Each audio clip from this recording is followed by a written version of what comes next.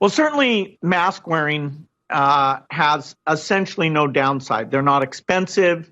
Bars and restaurants in most of the country will be closed as we go into this wave. And I think, sadly, that's appropriate. We can see now that somewhere between 12 to 18 months, we have a chance, if we manage it well, to get back to normal. I don't believe we're going to be able to throw the masks away and forget about physical separation and congregate settings for a while, probably likely until we get into the late fall and early next winter.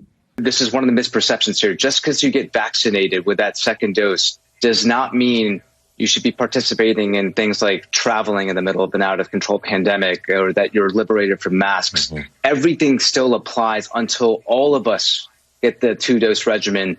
And we don't think that's going to happen until June, July. So just because you take the rushed vaccination they're going to require you to take, don't think you're liberated from masks. You will never be liberated from masks, plebe. That's the whole point. Submit and obey indefinitely. We got to protect lives. We got to protect our hospitals. So I think, unfortunately, I don't say it with anything but sorrow, but I do think it's needed. We're going to need to do some kind of shutdown in the weeks ahead, something that resembles the pause we were in the spring. And I think it will be overwhelmingly what we saw then. I have no fear. I trust the science. My profession is deeply rooted in science. I trust science. What I don't trust is getting COVID-19 because I don't know how it will affect me and the people around me that I could potentially transfer the virus to. Wow. Small victories, Yasmin, small victories.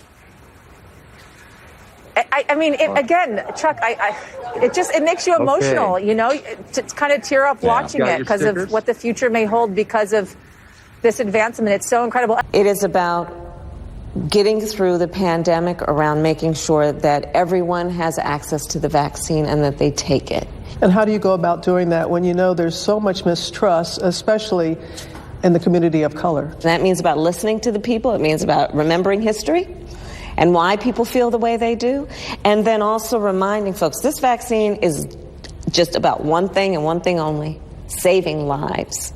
President Trump has promised a coronavirus vaccine by the end of the year or maybe sooner.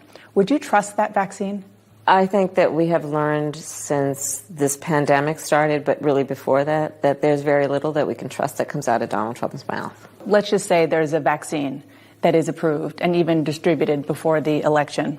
Would you get it? I will say that I would not trust Donald Trump.